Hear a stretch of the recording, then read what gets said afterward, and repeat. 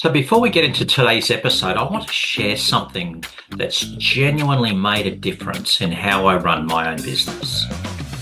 Now, for years, I organised my business using a paper diary, and that worked until one day it didn't work. Then in 2020, I discovered Squeegee app, an app that has been designed by window cleaners for window cleaners. Squeegee app has been a lifesaver. So if you're ready to work smarter, grab Squeegee app using my discount code that you'll find in the show description below. It's what I use every day in McRae's window cleaning here in Australia.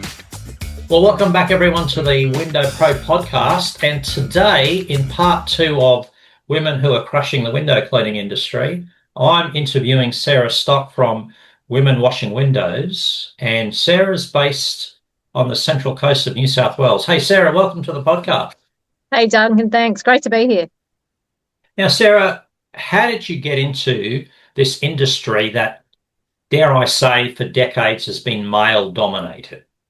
What got you started into the game? I'll try and keep this one short because it can go on, but just by chance. So I was working at Channel 9 Studios at the time, and one of the guys I was working with was doing a bit of window cleaning on the side for an English mate. And his mate went back to England, left him all the gear and some clients on the northern beaches. But Neil didn't have a ute and I did. So he just approached me and said, hey, do you want to do windows when we're not at 9? We'll go halves. You got the ute, I got the gear. And I was like, sounds good. And we did that for about, probably about 6 months, just, a few jobs a month. And I absolutely loved it. I'm climbing like a little kid, always up a tree. And now as a big kid, up on roofs, up ladders, climbing, and just being outdoors. So I really found my mold in it. And then when he left, after about 6 months, he went to Melbourne. And I just thought, well, can't be that hard to start a business. So I just started handing out flyers locally in Gladesville at the time where I lived, and just picked up a few jobs here and there. And it's probably I've been doing it 17 years. And for the first, I would say 5 years, it was just a casual side job. And I traveled Australia with it and learning about farming and sustainability, which has been my big passion. And it funded my whole trip around Australia doing that, and worked with a builder for a while up in Maitland, and then just had heaps of clients coming from requesting window cleaning from Sydney. And I couldn't really figure out why the sudden intense urge was coming from there, but because I hadn't been in Sydney for a while. And then I realized it was the start of the Facebook mums groups, which was a huge movement back in that time. North Shore mums groups, for starters, was it was huge. If you messed with a North Shore mum, they would name and shame you and you'd be thrown into the dirt. But if you were good at what you did, they would rave about you, and that's what was happening. So these mums groups, a few of my clients from the past years were joining them, and they don't talk about anything motherly, really. It's what coffee machine, who's your tradie, and yeah, it just went from there. And I decided to move to the coast because I really don't want to ever be back in Sydney. It's too intense. But so what were you doing? What were you doing before Neil got you into window cleaning? Did you say you're working for 9?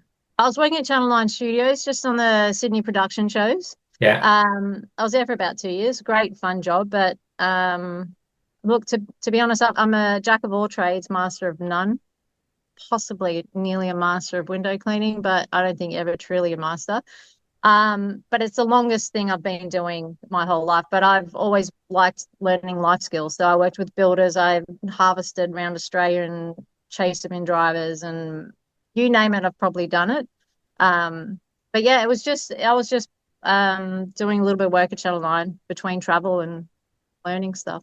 Yeah. So if you were doing stuff in Maitland in the last 15 or 16 years, we may have crossed paths when I had my business in Newcastle. Possibly. I did have the window business up there, but I was mostly working with the builder and then a little bit of like cafe work and stuff. I'd only do like the odd window job here and there. Yeah. So I wasn't as big back then.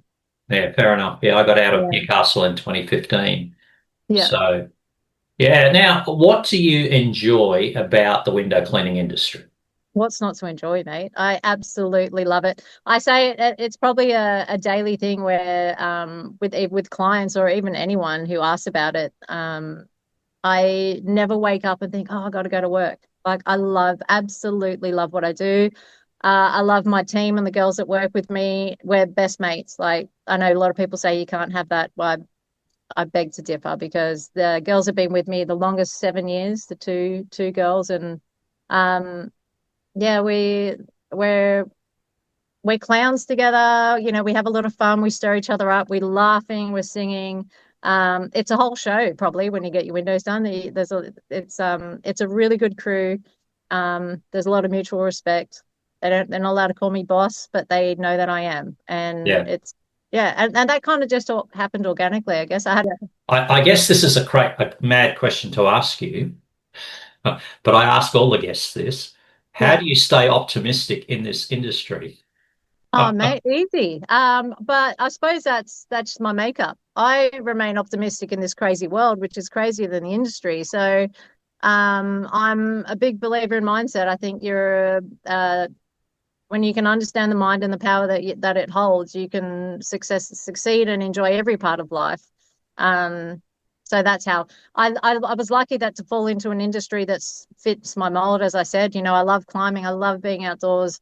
I don't sit still well. I'm sure there's probably borderlines of ADHD in me for sure, and I absolutely lap it up. I think it's a brilliant thing to have if you can utilize it and put into something that you love. And Yeah. so yeah, it's very easy to be optimistic. I don't know. I've never really pushed hard in the business. It's grown organically. So I've never had big moments where I've been like of worry, and I get great feedback. Yeah, I've any challenge is just something else you got to get your head around. And yeah. So what do you think? You obviously have a big affinity to developing a good mindset in business. What particular effort do you put in? Because there is a lot of rubbish that happens in life in the world.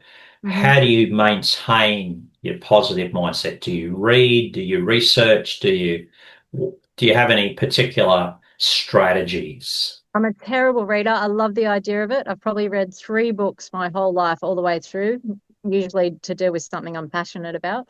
Um, but I would say I don't know. I've just lots of core values, I suppose, I've always had, like the control we have, regardless of any situation I come across, whether it's a difficult client or, you know, you're running really short on time and you've underquoted. The control's always with you to how you can deal with that. So, you know, if I can change it, I change it. If I can't, then I just change my attitude around it or just completely forget it and move on. Like, don't sweat the small stuff, really.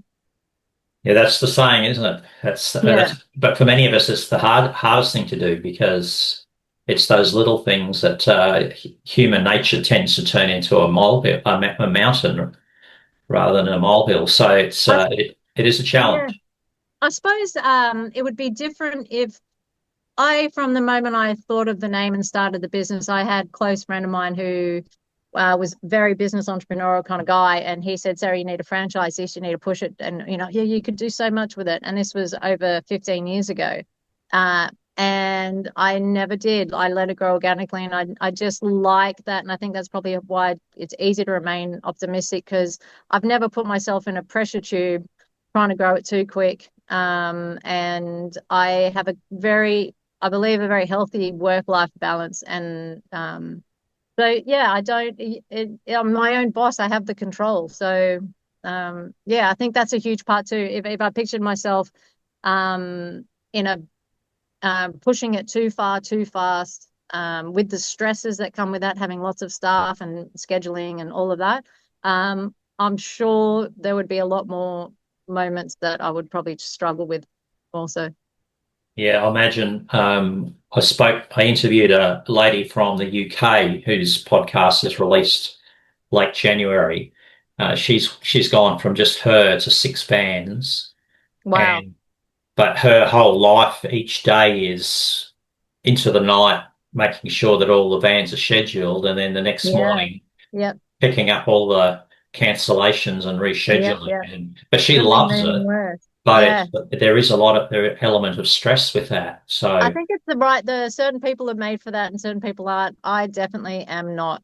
I'm still, I run two cars now and I have a team of three permanents and then three casuals, and that's fine. I'm managing that pretty well, but yeah, I think you're either made for that or yeah, I would delegate that to someone else, that's for sure. yeah. So you use the word delegate. Do you outsource different jobs like pressure washing? Do you do the whole thing? I do the whole thing. I used to do a lot more than windows. I used to do a bit of gutter cleaning as well. Started peeking into the pressure cleaning, but then um, two things happened. One, I got enough work with windows, and it just there was too many, like with pressure cleaners breaking down last minute, and that kind of leaves you in the middle of nowhere. Um, so I let go of that. Gutter work, it was great, but it's also I'm in my 40s now, so I'm not really that keen to be hanging off the edges of roofs.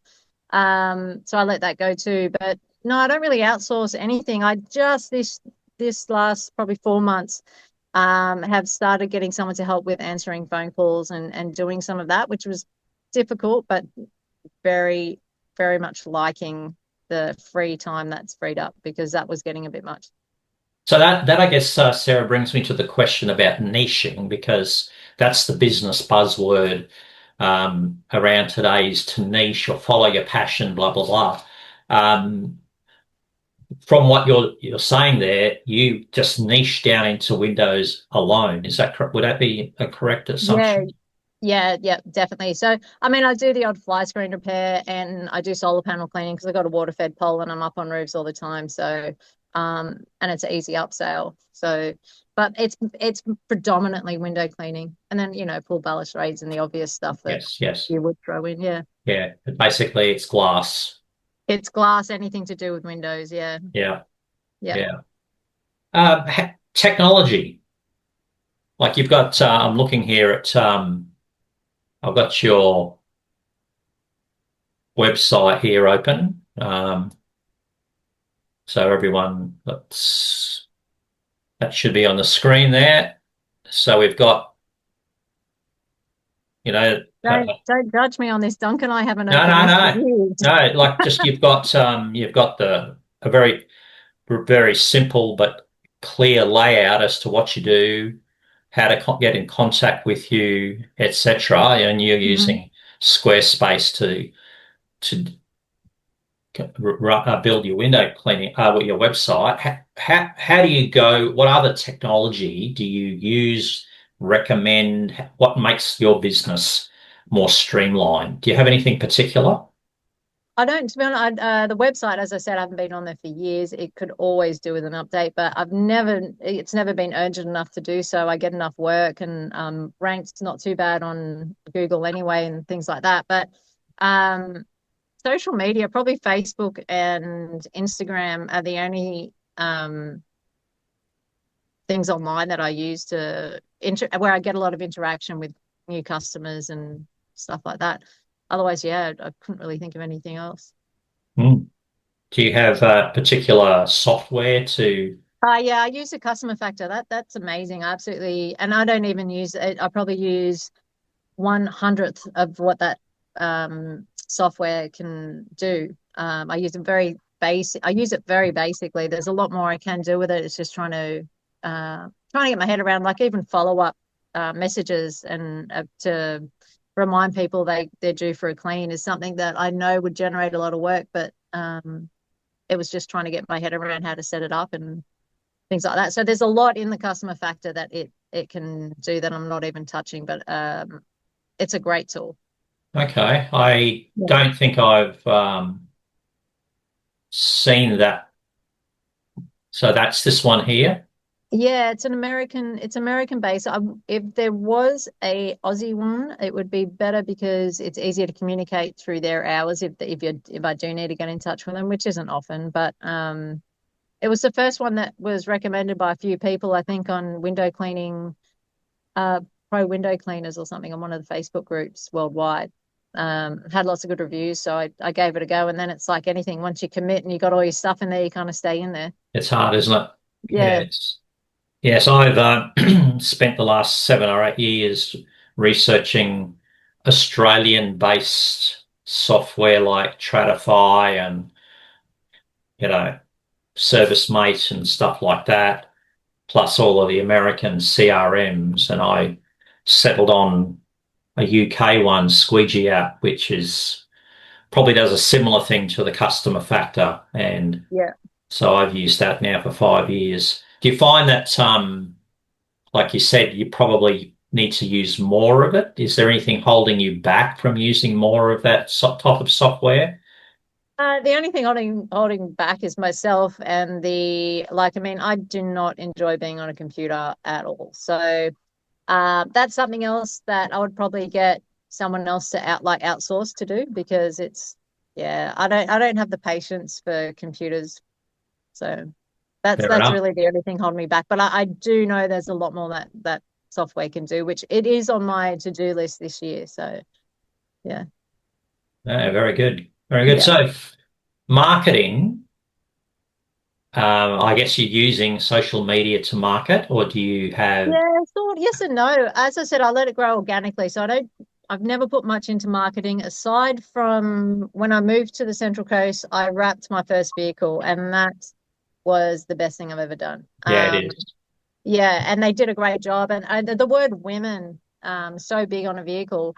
Uh, I think it's like the word free. It's a very gravitating word. So people instantly like, what women, what? And then the whole title says what we do. So, um, we get, even just driving in the car, you get people pull up next to you, giving you a big thumbs up and stuff. So the cars are great. Having two on the road definitely makes a difference when you pull up into a house, whether you're on the road.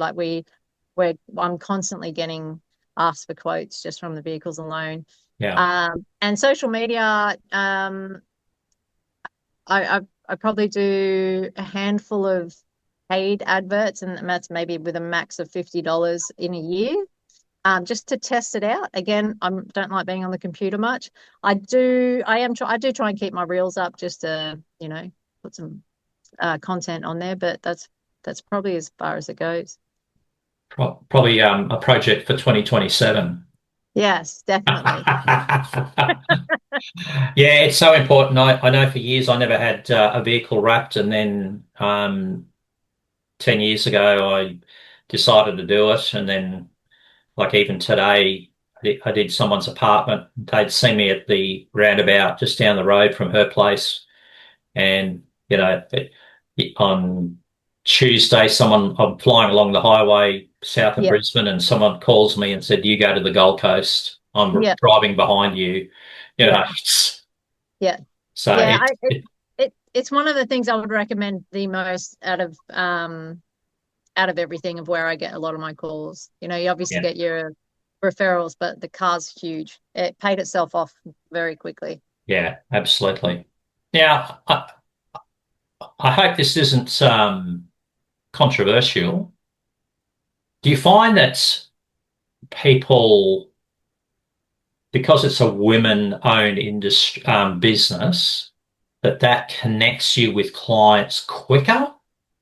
Absolutely. Or do you think people sometimes have a prejudice in certain trades with women working in it? I would say 90% of my clientele are women. Yep. They're the ones at home, they're the ones calling. So for this industry and for myself, I would say that it's such an easy advantage. With little effort, I literally just stepped in as a woman. And we get a lot of support from two major sides. First is people, just women and men, just trying to support women in the industry. Yep. And then the other side is, there's a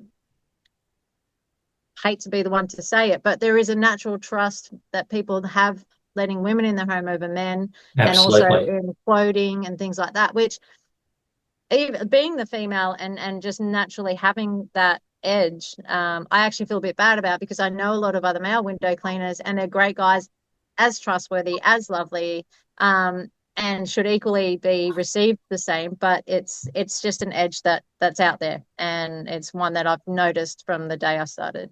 But Yeah. ironically, when I did start, I'd thought of the name Women Washing Windows, but when I was getting a friend to help me with the design and he asked what name, I didn't say Women Washing Windows to start because I myself questioned the public in their ability to see to think that I could do what I can do, which is roof work, climbing. Like I'm an absolute monkey and very confident, and I very rarely can leave a window that other window cleaners have never got to before. Yeah. I absolutely love it. So I doubted people's ability to see that. So I thought if I called myself Women Washing Windows, maybe they won't call because they got a two-story house. Anyway, my long story short, the guy that was doing the logo for me, I called it Epiphany window cleaning to start, moment of clarity. And when he was trying to think of a logo, he's like, Sarah, I'm really struggling. Is there another name? And I said, oh, I did think of Women Washing Windows. And the look he gave me, and almost a virtual slap in the face, when he's like, well, why wouldn't you use that? That's the best name ever. I said, I agree. And then I told him why. And he said, no, I really think you should go with that name. So Yeah. obviously did. And yeah, definitely no regrets there. And it is a really good edge because I remember when I first started window cleaning on Bondi Beach back in '96, basically the two competitors I had, the one competitor, the one business, there was two people in the business. We basically did all of the shops down in Bondi. Were two girls, Janae and Janet. Yeah. White t-shirts, purple shorts, frayed at the edges. We both quoted on a new shop. I never got them. Yeah. Yeah. Wow. Yeah. But that was great. Yeah. It was good. We became friends years later. I learnt some of the skill sets that Janae, I think she even helped Jim's window cleaning to get started. She Yeah. helped Right. get that master franchise going Yeah. years later. But it was a really great thing. And so I've always empowered women. One of my bestie friends had a business here in Brisbane, and she was very successful. Little dynamo Mm. climbing ladders on roofs, clearing gutters, etc. And I think it opened doors for her because, Yeah. like you said, women can be a bit nervous about this guy coming in, Mm. and some men don't present as professionally as they could do, so that can leave some, female house owners a bit nervous. So Yeah. you've got an edge that it's worth using to your advantage. Yeah. Yeah, and look to flip that as well. Like, there's obviously, it's a personality thing too. You can have women out there that often that can present uncertain as well, but it's definitely having that female edge. I mean, I believe in any male dominated industry, especially things like mechanics and building. If you had a female there, you would instantly feel like she's not going to rip you off. She's going to be honest and she's going to do a thorough job. Not to say that she will. There's women out there that aren't doing that, but it's this first initial thought is what is I think what the majority of people have. Yeah, there's a psychology to it, which, Yeah, definitely. Yeah, yeah. I remember yeah, working years ago before I went into window cleaning on a big construction site, and they only allowed women to drive the loaders and the dump trucks because they were the ones who would look after the machinery. yeah, yeah, yeah. I've So, heard that with the mining industry as yeah, well. yeah. Yeah, So I think it's great that, and that's why it's great talking to you, Sarah, because I want more women to see the potential in getting into the industry because it's been such a male-dominated thing mm, with, I guess the male approach to things, which isn't always as affirming as it should be.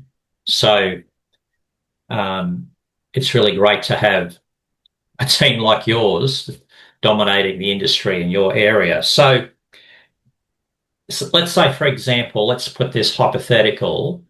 If a woman listened to this podcast or saw your social media and thought, that's what I want to do, I want to start a window cleaning business as a woman, what are your top three tips that you would give a oh, newbie mate, window you're only going cleaner? to give me three. I could give you 50,000. Well, give me Three. five. Okay, five. Um, top Your three best, your tips. best five. I suppose the first one is you just got to jump to start because otherwise you never will. I just did something little on the side to, to get through at the beginning, but you just got to jump in. Number two, I suppose one of the something I just do naturally even before window cleaning, but definitely worked in the industry really well is which helps with building customer rapport is when I knock on someone's door and I've never met them before. I knock on their door and in my mind we're already best friends. I mentally imagine that I already know them. And so they're getting the real me. And therefore I do the same with the girls I work with. If it's a new employee, the sooner I can get rid of all your insecurities and your nervousness and get and see you and you can see me and we can muck around and we're on that level, the better. And I do the same with my clients. And that's huge, I think, makes a big difference. Um, what else? I mean, you obviously got to love what you do. And when you do love what you do, you're going to do a good job. Oh, be fair. Okay, just can I just jump in there? How do you develop, like if you've never been in the industry, how do you develop that love for what you do? Because as they say, if you love your job, you're never working a day in your life. Yeah. Well, I suppose you got to fit your mold. So if it's either is or isn't going to be what you love. And if you get into the game and you realize it's not, and you don't like being outdoors on hot weather, and you don't like the cold, and you don't like climbing, well, you're in the wrong game. Try an office job. But if those things do tick, um, yeah, like I don't really feel like you got to build. You just know you either it's going to click or it's not going to click. Yeah. Yeah, you just got to be honest with yourself. And if there's things you can change to make it click, awesome. Think outside the box a bit. But if you can't, yeah, do something else for sure. Life's too short. Yeah, don't stay in it just because you've started. Get out of it if you No, aren't liking it. yeah, and that I suppose is another thing is you have to. Um, I have a very generous heart, and so when I quote, especially being in the position I am now, I quote really well, and I'm above a lot of averages because I know my quality and I know like the work that we do and the ability. But in saying that, there's a little old lady down the road that really can't afford it. It's a little bit of a Robin Hood. Do you know what I mean? I suppose you give back to the ones that can't and community stuff, I guess. But Mm. yeah, Yeah. yeah. Would, do you have any favorite tool tips, best tools? How soon should someone who's started a business go into water-fed window cleaning? Man, well, look, it took me a long time to get into waterfed. I was the biggest skeptic. But I suppose that's my ability. I love climbing. My belief is if I couldn't get a hand to it, I'm never going to do the job that I could if I did get my hand to the glass. So, it took me a long time, and it was Peter that convinced me to give it a go.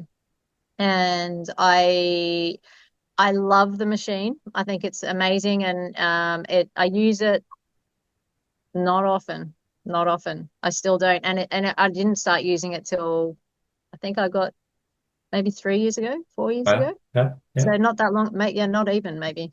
But yeah, I think you should always learn the hand, walk your way through it. Like if you want to jump straight up to the top, you're gonna miss the runs on the way back down. So yeah, I would give it time when you've mastered the traditional. Um, but I suppose it depends. A lot of people don't have the confidence in climbing, and it's a tool around it. A lot of people just pump through the jobs with Yes. window cleaning. Yeah. So that's really interesting. You said really master the traditional. That's been a big thing that a number of my guests have highlighted that I'm a strong believer in. That, yeah, you might have to climb up a ladder to do that window, but master traditional. Why do Yeah. you think that is so important? Um, there's just so much involved in it. Like to get that real quality finish.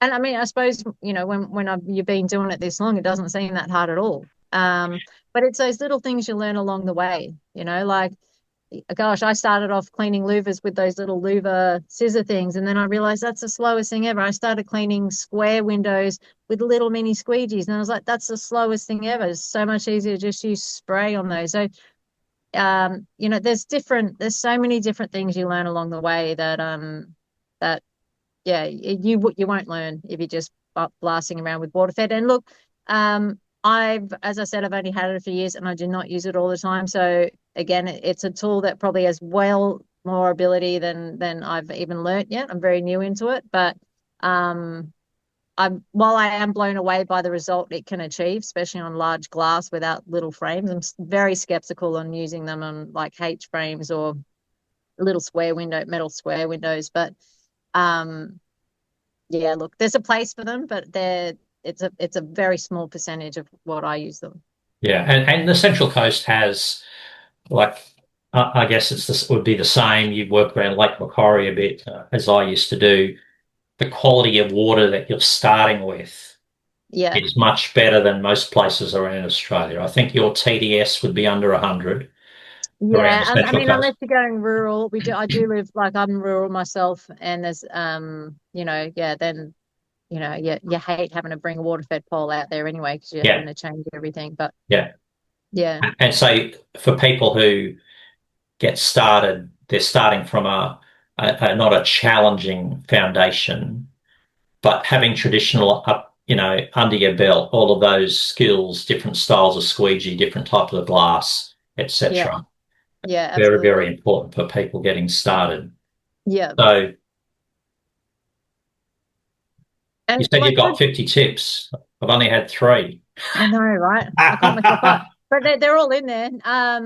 Like a good I'm when it comes to efficiency, I'm my father's daughter. Everything has to be efficient in place, and a good truck setup is amazing. And having things in order, like the girls know where everything is, I know where everything is. Everything goes back where it's meant to be at the end of the day. Everything's kept neat and clean, and um, like little extras, like even like our belt setup. It's kind of basic, but you have everything there ready to reach, and Yeah, I what saw that else? on socials a couple of months ago with your walkie-talkie at the back and your Yeah, bucket on walkie this talkies, side. And brilliant. I mean, they're brilliant. We got into them I mean, who doesn't love a good walkie talkie? You never grow out of that. And we still enjoy it. Like we muck around on them all the time. But they're so handy. If I'm up on a roof or something and I need someone to quickly pop a fly screen that they haven't done or whatever it is, to be able to just communicate. And we do big contract jobs too, where, we're so far away on different sites that, it's very, very handy to have in a team. yes, Yeah. so quite a Um, few. I also got recently upgraded to the Bailey ladder with the self level legs already on there. Yeah, I used to have one that you had to fit yourself, and it was good, but the extension bit was heavy and it was just awkward. But their new ladder, I highly recommend, mate. That thing, the amount of times I've put that ladder in positions where I shouldn't and climbed where I shouldn't because you just couldn't get it level properly and you didn't want to go grab the extension and things like that. Where these ladders are fantastic. Highly recommend those. Worth the investment if you're starting out. that's why you need water fed, so you Well, don't have to that's put why the you need ladder water fed. Yeah. up. No, I'll get that ladder up instead. Yes, yeah. I before we had ladder levelers in Australia, I brought a pair in for myself and a pair in for a mate of mine, Mark, up there in Newcastle, and we retrofitted them to our Bailey ladder, Yeah. and that was very helpful. Yeah. But it's essential if you're going extension that those are on. Yeah. Or there are um, other products that will steady it near the gutter, and just having all of that ladder safety is important. So Mm. yeah, absolutely. Yeah. So that's been a fascinating chat, Sarah. You've got quite a passion or enthusiasm for the industry, which is really encouraging. I find that very inspiring that It's a someone great has, industry. Yeah. yeah, that there are people who do it. It's just a job to them rather than a career, a business plan, a direction. Mm. And there's so much about window cleaning that people you can get enthusiastic about. Mm. And it reminds me of a motto I lived by for many years. Enthusiasm is not a random mood, but it's a matter of choice. And that was a mantra that was on my socials for many Yeah. years. So when we learn the skills, we can really have an enthusiasm, and it's infectious. Our clients see that that's how we are. I can see that that's how you are, and that helps business to grow. So it's, Yeah. yeah, Yeah. And I suppose I just thought of something else as a good tip is I think it's really important to be the boss that you'd want to have, because I suppose in any business, and I see it in not just window cleaning, but any business out there where they treat their staff like crap and they wonder why everything's going downhill, or there's high stress or toxic environment. And I'm like, it's not rocket science, like if your staff are seen and treated like, and you're flexible, like if they need time off, 100%, like I'm not your god. This business isn't your number one priority. I let them pursue their other passions. All I ask is just give me a heads up so I don't let clients down. yeah, And they show up all the time, and I show up for them. And I think that's really important, because I mean, that's the energy we're bringing to people's houses. It's that yeah, light, fun, we all get along. yeah. And Yeah, because some people have the ability to sense vibes, and if we turn up negative, our staff seems negative, they pick up on the vibe and go, absolutely. who have I employed here? Absolutely. And I don't even think you need the ability to be aware of what that is. They're naturally going to feel it. It's energy. So if you rock up there, and they might not even know why they feel uncomfortable, but That's they right. will. Yeah. Yeah. So it's Yeah. important. It's something my wife keeps reminding me of with anything new. Begin with the end in mind. So Yeah. how you want the final, so you want a business with happy staff, or start being a happy boss that's going to treat the staff as equals, as fun friends that you can work together with. Yeah. Um, that's an important aspect, so that you've got a good outcome at the end of the road. So Yeah, yes, that's right. Yeah. And it just, it's a natural, I suppose the boundaries just are naturally there. Like we don't, it's not like you have to, submit um to then being taken advantage of. It is never there, because I still set boundaries. They know if I'm upset or if I'm disappointed with something. I don't need to get mad at them. If, whatever it is, they just know. It's yeah. yeah. So do you find it difficult to set boundaries in business?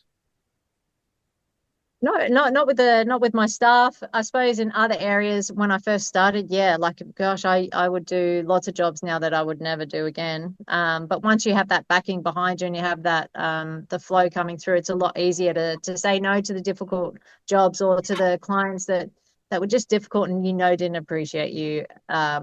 as well as they should have, and things like that. So no, yeah, as you become more established, sure, it's a lot easier to set those boundaries. And I suppose work boundaries, just quickly, one story, one of the clients I used to clean windows for, I think he was a plumber or some trade, and he was saying how he started small as well, and then next minute he ended up in diesel mechanics or something, and it just went nuts. And he's so busy, he never gets to enjoy his home and all that. And he said at the end of it, he just sold up and went back to just running his business with one guy, because um, it just got too big too fast, and you forget why you're working, which is to live a good life. And we sacrifice the life to make the good business to live the good life. So it doesn't work. And I suppose that's something that I've always been conscious of. Like I don't overvalue this business over my own time and life and things like that. So for an example, today I had a massive job cancel 11 o'clock last night. So I woke up this morning and got staff already on the way, and you just like whatever. Like I'm like, great. Finally clean my windows. So I let them clean my windows, and then it's a free day to catch up. So um yeah, I wouldn't grow too big too fast, and I would know your limit on how big is too big. If you want to be a multi-millionaire, then grow as big as you want, but you will sacrifice quality life. Do you know what I mean? You can have Yes. all the Yeah. material things in the world, but Yeah. yeah. Yeah. Great advice, Sarah. Great advice. Yeah. I'm sure people listening will take some of those things on board. So it's been great chatting today. Thank you very much for joining the podcast. And No worries. I No. look forward to watching on socials the different things that you're doing. And I hope you Yeah. continue to have the same buzz and enthusiasm about window cleaning as you currently do. I And sure will. all I can say is I wish you all the best for women washing windows in New South Wales. Thanks, Duncan. Appreciate it.